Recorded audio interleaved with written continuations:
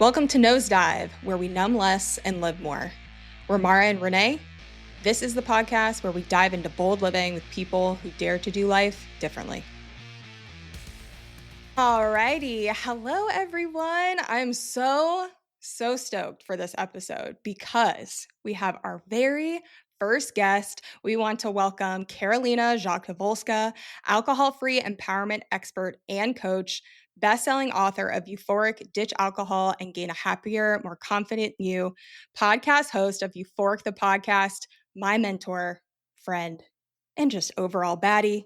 Welcome, Karolina, to Nosedive the Podcast. We are so happy you're here with us today to share your story, broaden the minds of our listeners, and just show people what's possible when we start numbing less, living more, and choosing that bold path. So welcome. We're so happy you're here. I'm so excited. I got like a little teary-eyed when you read that intro because it's just such an incredible full circle moment to be back here today. And I'm super excited for our conversation.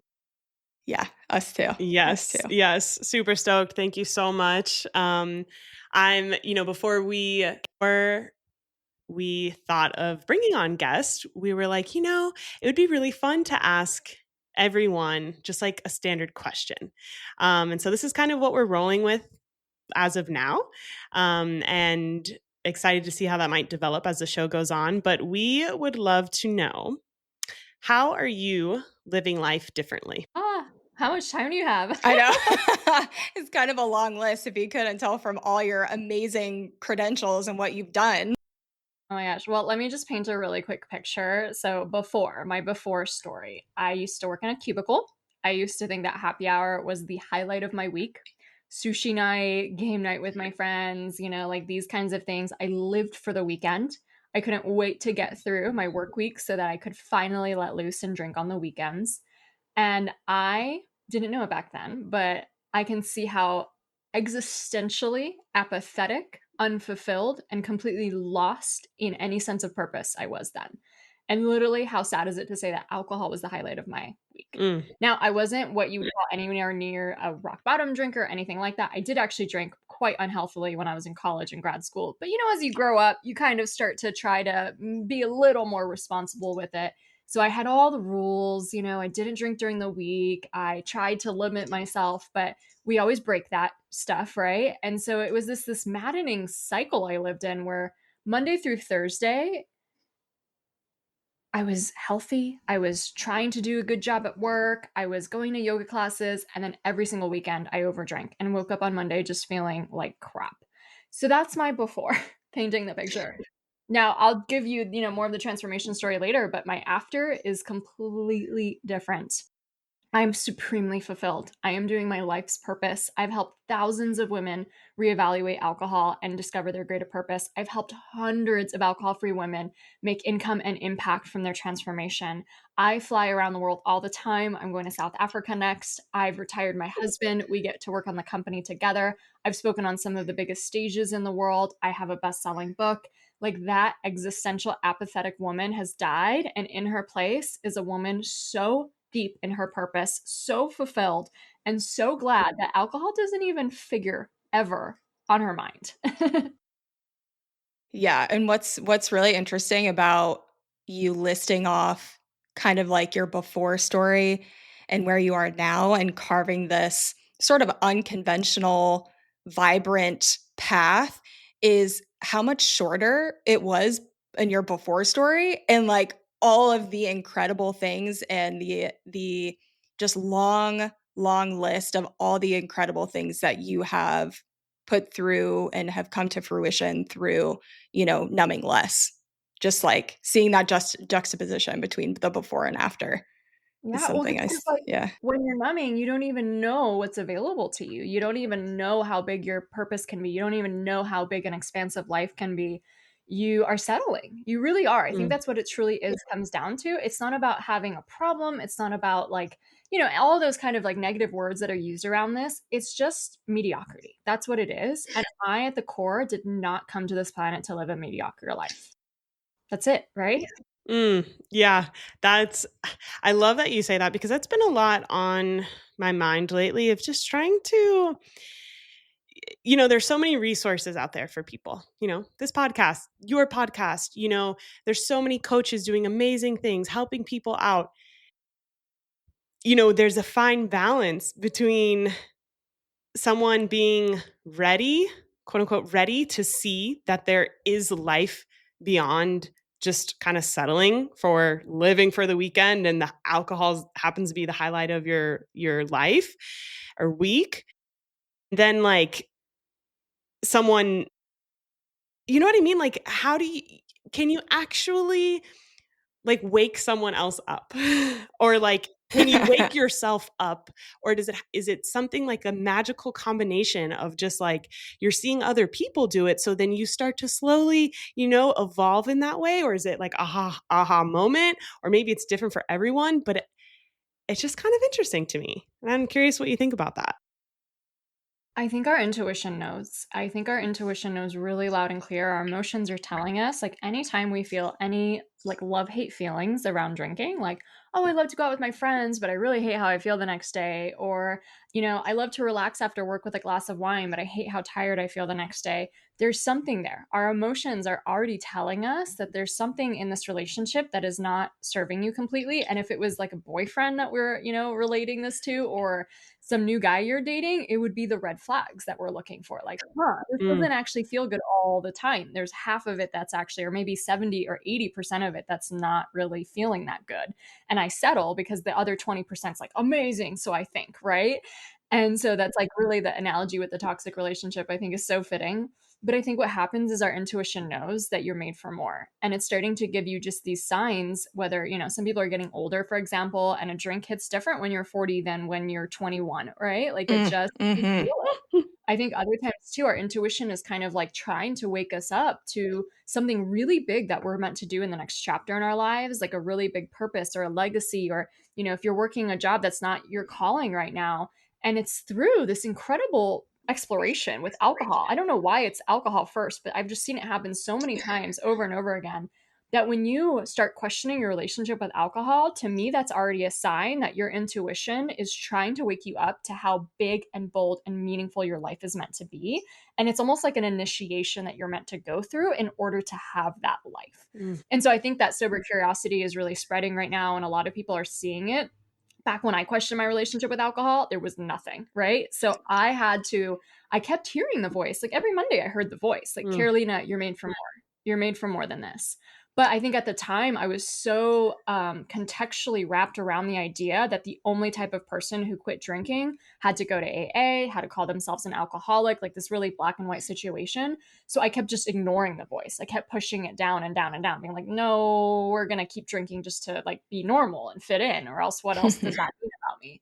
And so I heard that voice for 7 years, 7 years before I actually listened to it. mm, And I'm so freaking grateful I did. And I think what it ultimately is at the end of the day is it's leaving behind your comfort zone for wild fulfillment instead.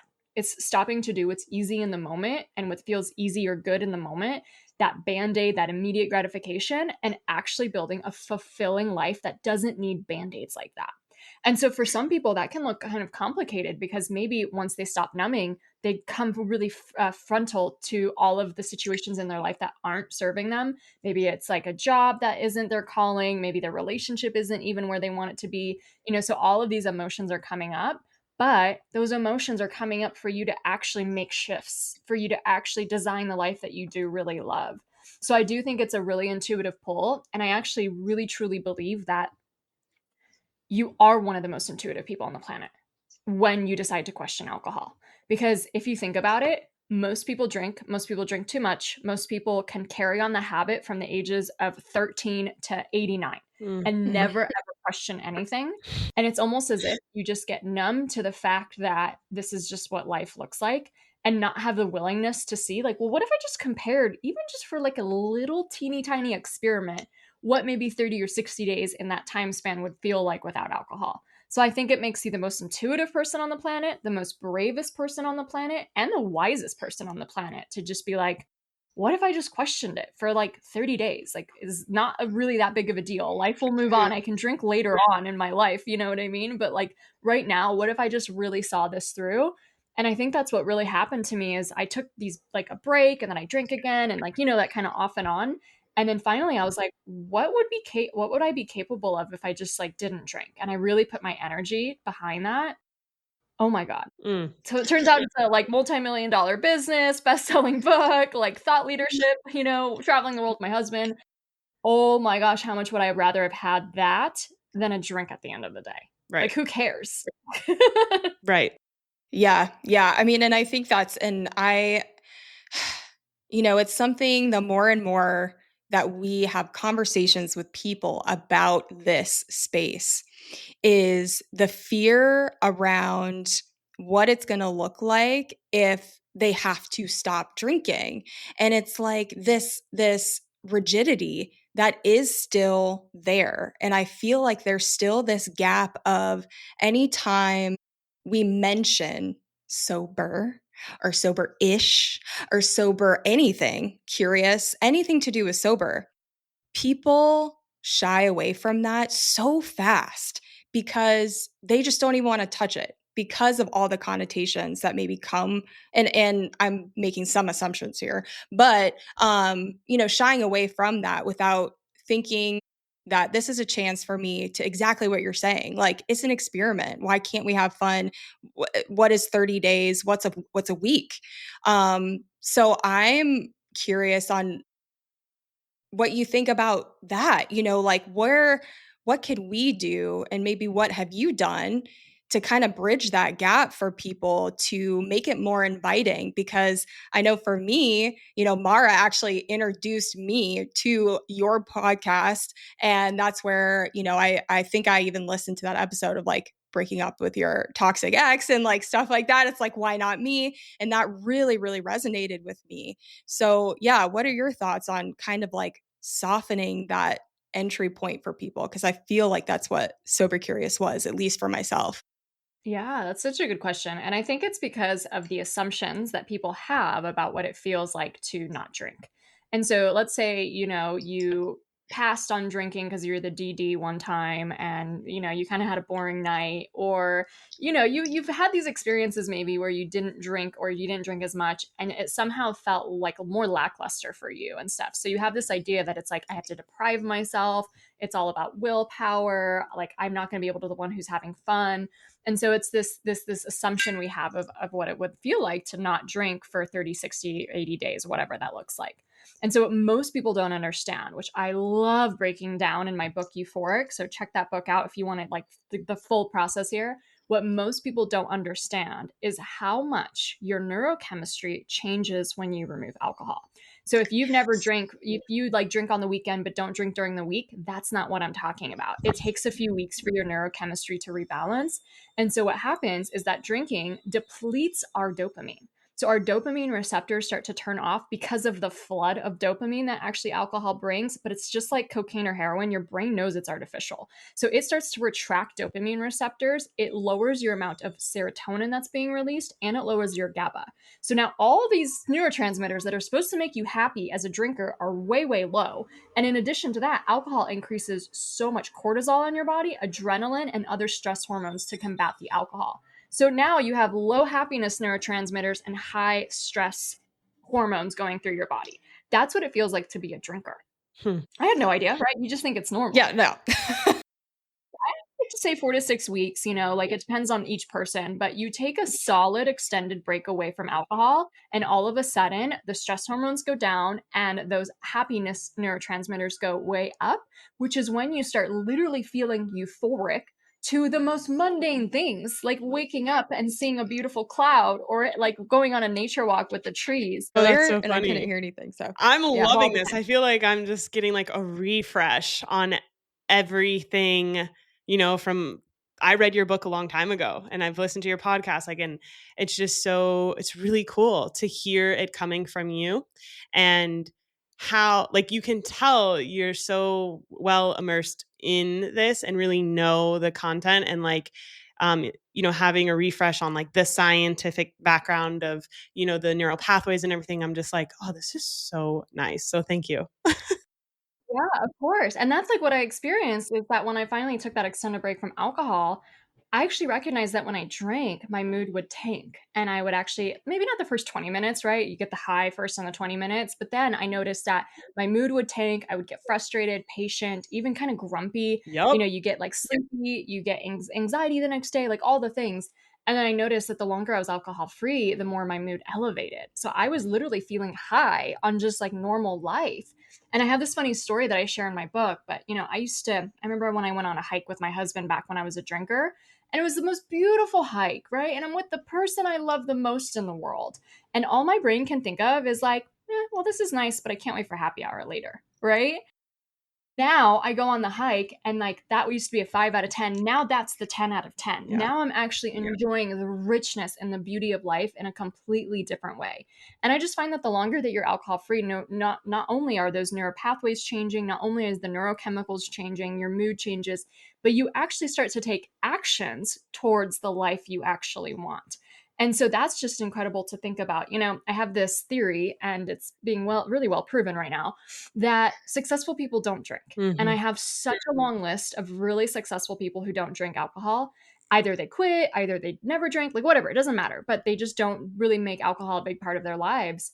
And that's this beautiful awakening too, to recognize that you have this huge purpose. You need all the energy you can get. You need all the clarity. You need all of the confidence and courage that also comes from going alcohol free in this society. You need your intuition talking to you 100%, not the muted little voice you get when you're drinking. You need all your creativity. And these are the gifts that you get from going alcohol free and, or, whatever, taking a break. Like you word it the way that it makes sense for you, but you won't know unless you do it. And I think that's why the hesitance comes from, is that people have painted this incorrect picture of what it looks like to not drink for an extended period of time, when it's actually going to be the most euphoric year of your entire life.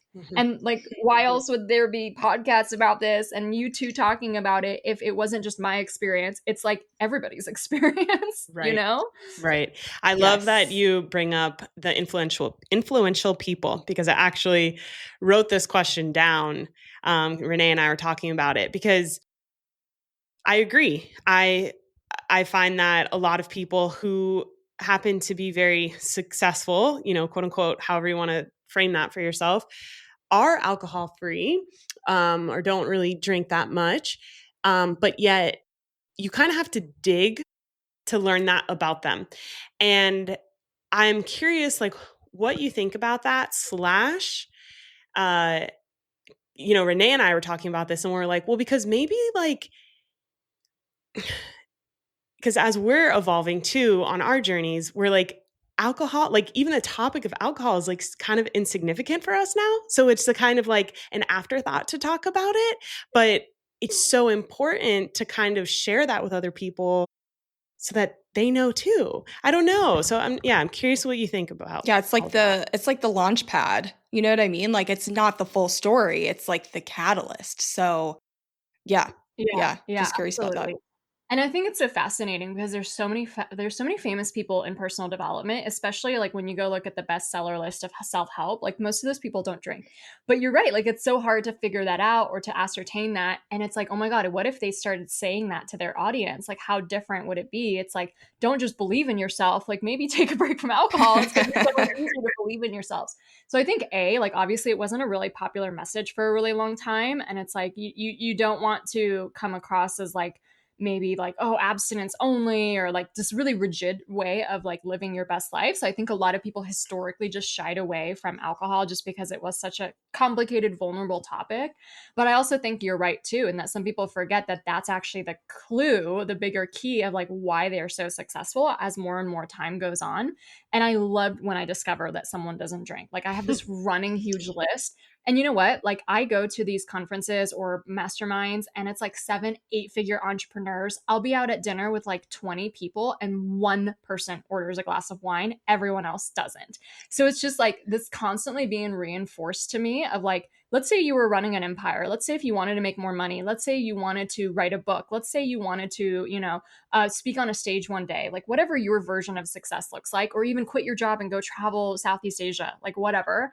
Are you going to do that better when you're like feeling foggy and grumpy the next day after drinking? Or are you going to be like 100% on top of it? And so it's so interesting that it's like common sense I think, you know what I mean? It Right. becomes just common sense, but it's just not talked about as often. And so I think if you are, for example, someone who is really stubborn, if you're really like to be associated with your power, not with your like pain points. If you're like one of the Mm, stronger signs on astrology, if you're like a 3 on the Enneagram, if you're just someone who already associates yourself as this ambitious person, that's the clue for you to go alcohol free. It's not to see this as like some weakness, something that you have to give up because you're so sad and you drank a little too much or something. Like you need to see it as like, oh my God, this is the new status symbol. For years, we were taught that the status symbol is the like wine collection right. and going to wine tastings and having Cosmos in New York. Yes. This is the new status symbol. It's like the most successful people, the most like people that you admire in the world don't drink. What if you join that club and start to see your status like that as well?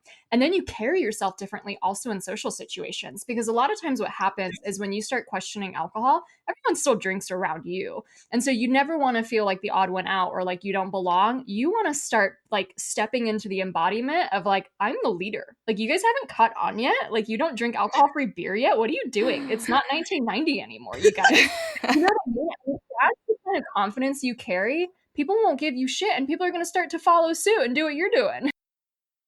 Yes. I'm just God, like, that's yes. a nice idea. I love that. I Oh know. my God. It's so true. And that that also like it reminds me of that story, Mara, that you just told me recently of like someone coming in at one of the locations that you work at and maybe you can tell the story better than Yes, I I know can exactly where actually. you're Yeah. going. I was Yeah, gonna say yeah, this too when Carolina was talking yeah. about hiking. So, yeah, at one of my jobs, we do boat tours, and some dude came in, and he's like, "All right," he asked like literally 5 times if if they could drink booze on the boat. Like that was the focal point. I mean, this boat tour wasn't going to go unless that was a part of it. And I'm telling Renee like, "Wow, this is so interesting," and she's like, "It's so interesting the because the event is the boat tour." Like, and that's what's supposed to be so fun, but it's like it's only going to be fun if we can include this substance that's going to numb us out to the actual experience that we're paying for in the first place.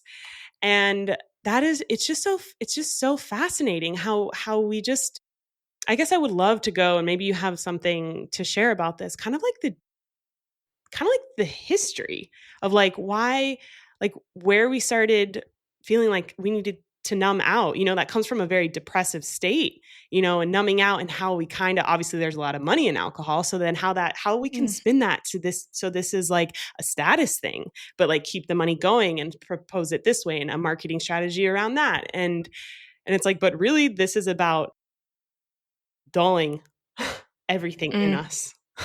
Yeah. And it's He was like, like asking who, you all. my question lately is, who wants us to be asleep? Mm, yeah. Who Well, and wants he us was to be like asleep? asking you all these questions too, like, "Hey, do you have any like games or like all these extra things?" And you're like, my first thing was like, "No, the boat. Like, you're gonna be out on the Yeah. water. Like, Yeah. that's gonna be the fun part." But anyways, yeah. Yeah. Oh, I love this. And I'm not like one of those, fall off the cliff like conspiracy theorists or anything like that. But I think you posed such a good question. Why do people want us asleep? Alcohol is an institution. It is a societal institution. And, maybe it's been around for a long, long time, but the way that we've been drinking in the last like 30 years is unprecedented in history. The level of access people have, like there's more alcohol problems in India than ever before, because now slowly but surely people have just a little bit more money than just like completely dirt poor, right? And are being able to like buy alcohol, and that's like what they're spending all of the money on, same like in places like Africa. And so it is literally in the last 30 years we have been drinking so much more as a society, and it's only the sober curious movement that's starting to lessen that a little. So the trend is going just a bit down now, which is really cool to see. And so like think about it, when we were growing up, I'm not sure exactly your ages, but like in the 80s, like there weren't breweries everywhere, there wasn't wineries everywhere, you couldn't go to the movie theater and order a drink, you know what I mean? And even think about today, like the mommy juice culture. If you would have taken alcohol to your kid's soccer game in the middle of the afternoon, people Mm, would have been, and today that's like celebrated. So our status level, the level of meaning and associations we put on alcohol to make it not only something that makes you glamorous and sophisticated. But the level of marketing that has been targeting women specifically has drastically changed. And they've shown reports that the alcohol industry operates really similarly to how the cigarette industry. So think about it.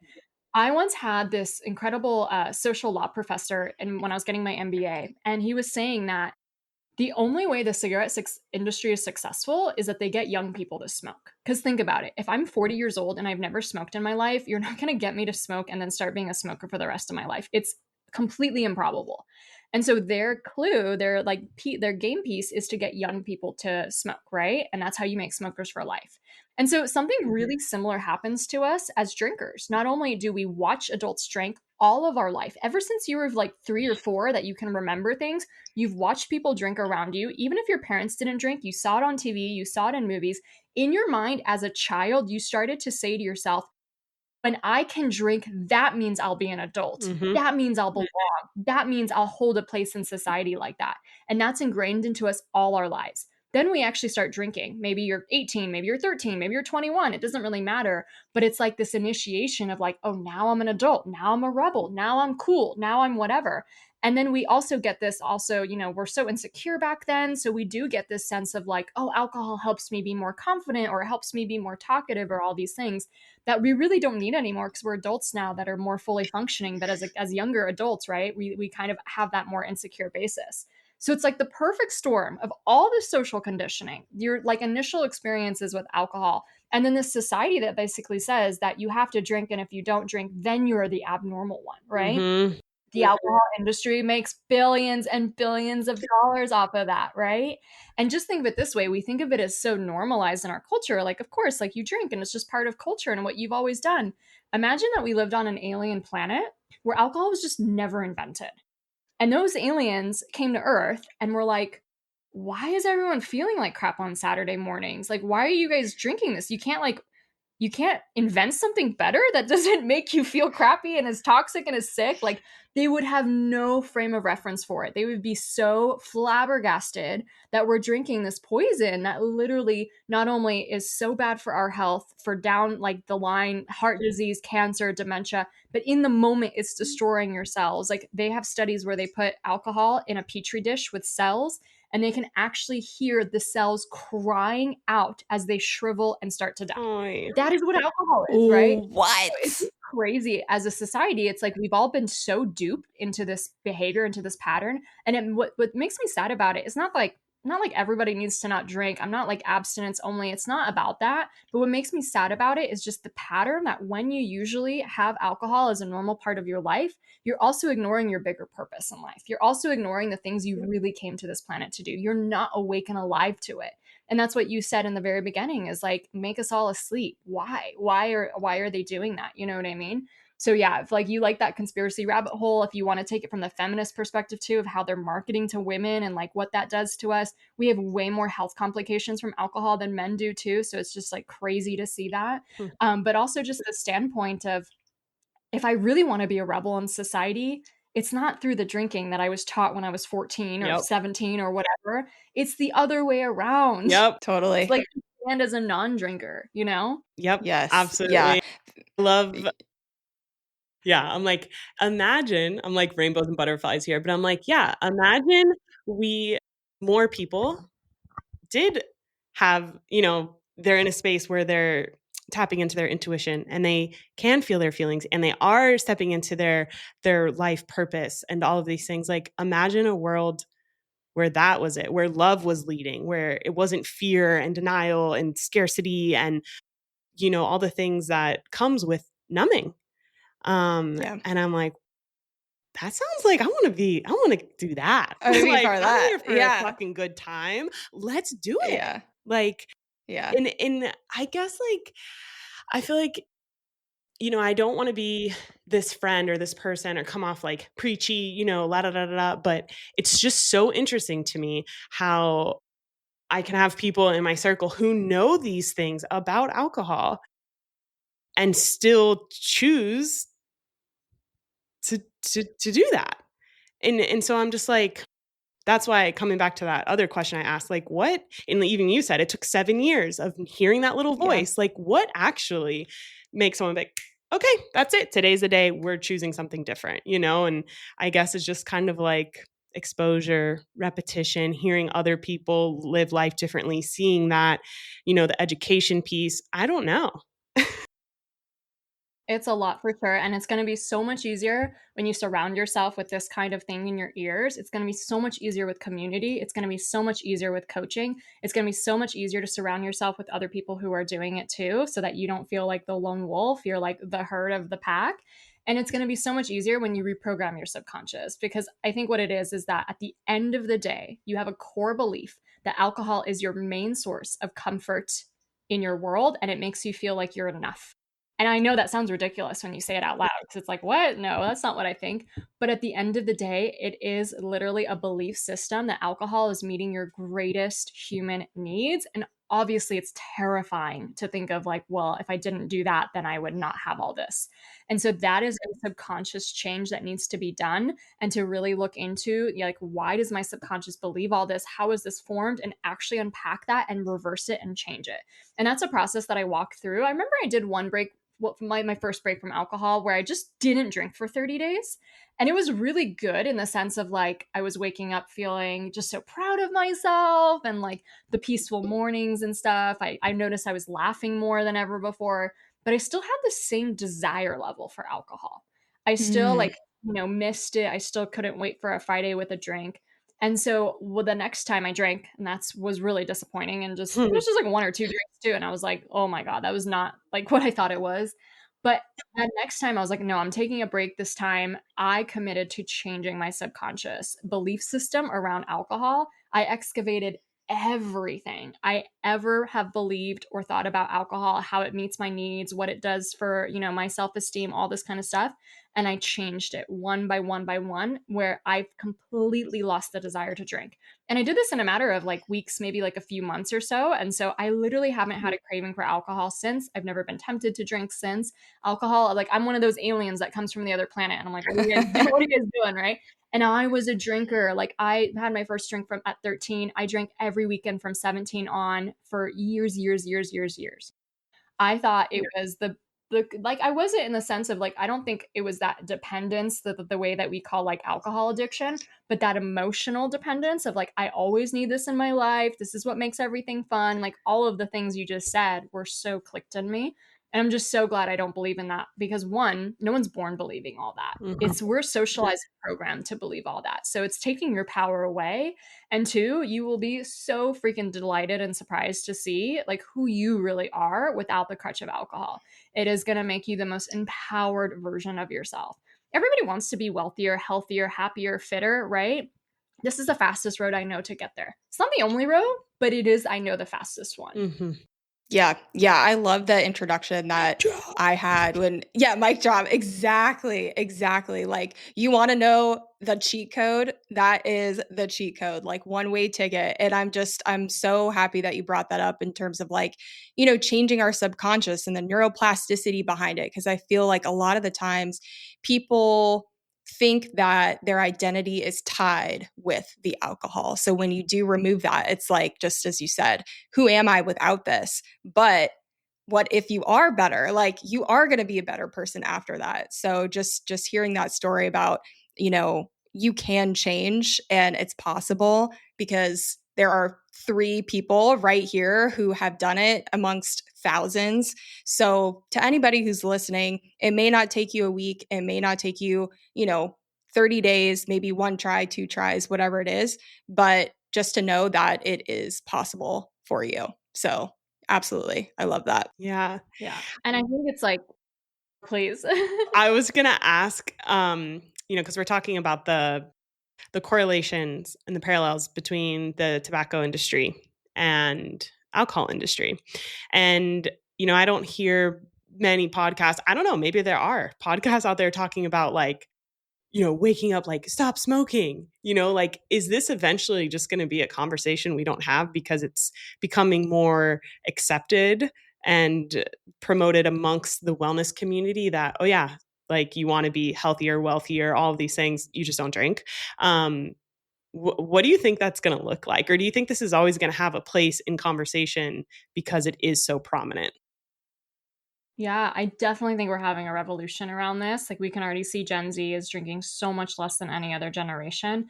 And I think what happens, like from a very like high level spiritual almost standpoint, I think that each generation is here to expand on consciousness than the generation before. And I think that like you were saying, this kind of utopian world, more love, more abundance, more all of that kind of stuff, we start to defy the rules of the past and we break through. And that's what human innovation is, right? Like, we're so different than our ancestors who lived in medieval times, for example, right?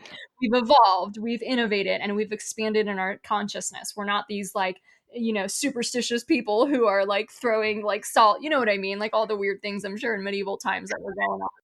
So, like, if you think about it that way, I think that now it's becoming really clear that alcohol is just a block to this expanded consciousness. And that when you're really thinking about it, for so long, people would drink and not feel good, but just push it under a rug because that's just what you do. It's society, it's just how the practice is.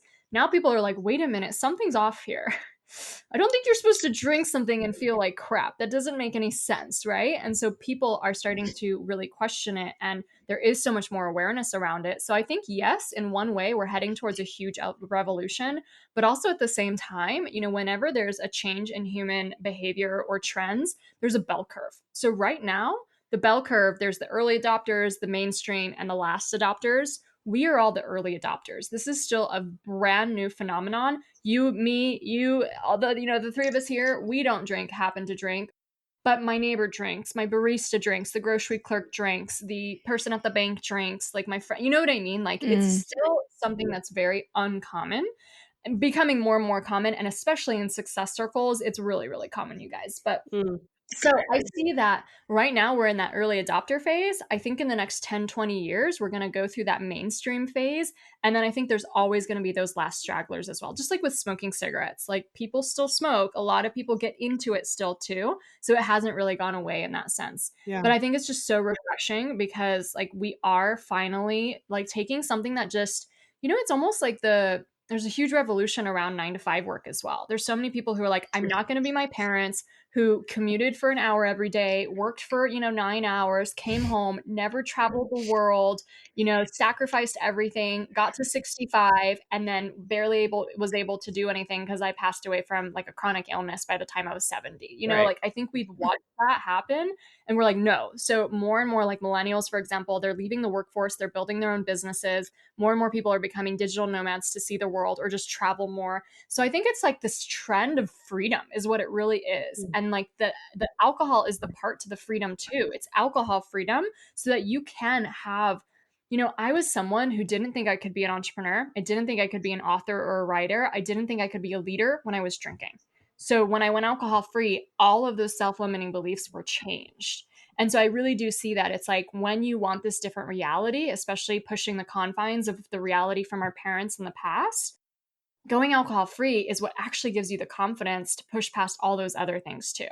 And I think it's a cool phenomenon to see so many people who go alcohol free end up becoming entrepreneurs because it's like I ditched the toxic alcohol and now I'm also ditching the toxic 9 to 5, and or I'm building the future that I want, right? So maybe I don't leave my job right away, but I'm starting to build a business to like go into that. Not only does that answer your like quest for purpose, right? And it's like, what am I really here on this planet to do? It's like to not just be an employee who waits for happy hour, Right. Talk about a conspiracy theory. Like, why was happy hour even, created to keep Not employees happy hour. right? But also to start like really questioning the boundaries of everything. And so I think it's a really cool phenomenon. We're watching people go alcohol free and they become entrepreneurs and they launch these incredible legacies, impact, help a lot of people in different ways, like podcasts, books written, and all this kind of stuff. So I think we really are changing the world in a revolution. And, for those of us who want to continue helping people, though, there's always going to be, I think, people to help too, because this is like 7 billion people on the planet, 8 billion maybe now we're talking about. And there's the message hasn't reached them yet. Let's just say that. Yeah. Yeah. Totally. I love how you said alcohol freedom. I was like, yeah, maybe, going back to people kind of being like, ugh, when you say sober or sober-ish, that alcohol freedom is kind of a way that makes it sounds more exciting anyway. I hear the word freedom and I'm like, oh, freedom. Yeah, I want more freedom in my life. I want more, time freedom, financial freedom, all of these things. So I like that. All the freedoms. Yeah, we love that. Well, Karolina, as we wrap up, is there anything, any tips, just any last comments, what you're doing right now, anything that you want to share with our audience before we wrap up? Absolutely. So if you're starting your journey, I highly recommend you pick up Euphoric. It's one of the most empowering books on the alcohol-free lifestyle. It will just get you questioning things. You don't have to commit, you know what I mean? But like really learning all the benefits of what happens when you take an extended break from alcohol makes you really excited to experience it. And so it also walks you through like an 8-week guide so that you can start to lose that subconscious desire. And then, we talked a lot too about like purpose in the show and just this phenomenon of so many people ditching alcohol and their 9 to 5s.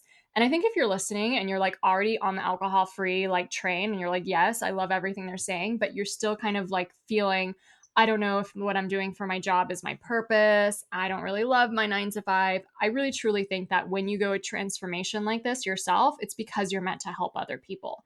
And the way you do that could be formally, informally, through a book, through a podcast, through a blog, through coaching, through a business, through all these things.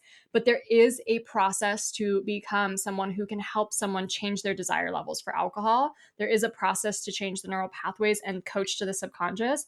And so it's been my mission for the last few years, not only to help people go alcohol free, but to really help people become the most incredible thought leaders that they can be, to become coaches, to really start their own business and make way more income and impact than they were in the thing that wasn't giving them a sense of purpose.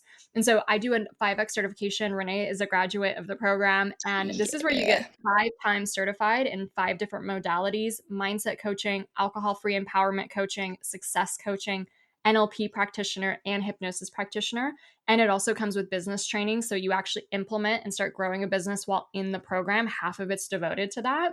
And so I've just seen so many people who go alcohol free and they're like, I want to get in this. I want to help other people. It's just such a natural desire. Mhm. And so if that's something that's calling to you, just feel free to check it out. Feel free, if I don't know if the show link will have it or something, or Yes, DM it me, will. like Of super course. easy to get interested and involved.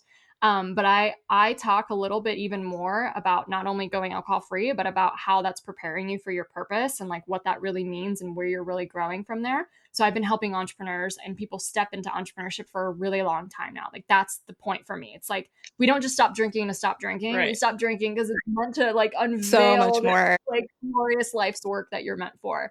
So that's my passion, my purpose. I've helped so many industry leaders. Like Renee has been such a joy to work with too, and I'm just like cheering on all the time at like what she's up to and stuff. So just feel free to pick her brain, pick my brain, or anything like that. But yeah, feel free to get more info if that's calling for you.